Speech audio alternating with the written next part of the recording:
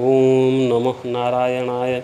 देखिए, भगवान का भक्ति पाना कितना कठिन है। द्रौपदी को कितना दिन और कई जन्म लेना पड़ा, तब भगवान का सानिध्य उसको मिला, भक्ति मिला है।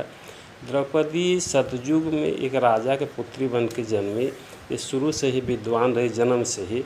और जब कुछ बड़ी हुई तो वेद की ऋचाओं को ऐसे कंठस्थ कर ली कि मानो सरस्वती ही उच्चारण कर रही है, उनके कंठ में आके बस गई।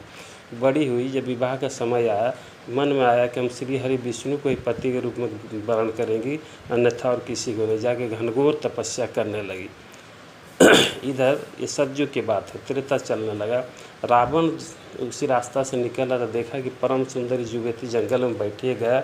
उनसे कहा कि हे देवी, ये तप छोड़ो, और क्या तुम विष्णु के लिए इतना कठोर तप करिए, चलो हमारे साथ विवाह करो, लंका में सुख भोग करो, लंका की महारानी बन जाओ। वेदवती बोले, नहीं रावण, मैं अगर वर्ण करूँगी पति के रूप में विष्णु को ही और किसी को नहीं, मैं धर्म के सिवा अधर्म को नहीं अपनाऊंगी। तब रावण गुस्सा कि उनका केस पकड़ा।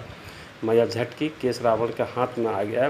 बोले, अरे दुष्ट, इस शरीर को तूने छू कर पवित्र किया है, इसको मैं भस्म कर दूंगी। और सुन, मेरे ही कारण तुम्हारा कुल सहित लंका का नाश होगा। मैं एक दिन जरूर तुम्हारे नाश के लिए लंका आऊँगी। इधर त्रेता युग आया, भगवान राम का आविर्भाव हो गया। भगवान वनवास के क्रम में पंचवटी में रहने लगे। भगवान जब भी राक्षसों का नाश करे तो माता सीता कहती कि प्रभु आप क्यों मारते हैं, आप तो पिता हैं, भगवान है, अरे कोई दूसरा रास्ता अपनाइए। तब भगवान बोले कि आगे की लीला इनके साथ करना मुश्किल। तब भगवान रामचंद्र जी माता सीता को अग्नि में रखे और यहाँ से वेदवती को लेके आगे का रास्ता तय किए।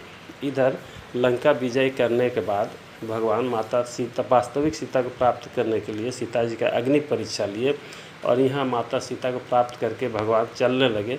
तब वेदवती बोली, प्रभु सतयुग बिता दिए, अब त्रेता भी बीतने जा रहा है, तो क्या मैं आपका भक्ति नहीं पाऊँगी? भगवान बोले, अवश्य पाओगी, मेरे लिए कोई किया गया कोई भी कर्म बेकार नहीं होता। हे वेदवती, आप शंकर भगवान का तपस्या कीजिए, वही आपका आगे का रास्ता प्रशस्त करेंगे।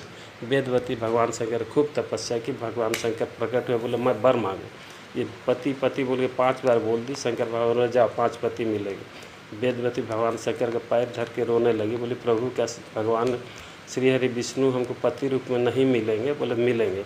द्वापर में श्री हरि विष्णु कृष्ण बन के आएंगे और तुम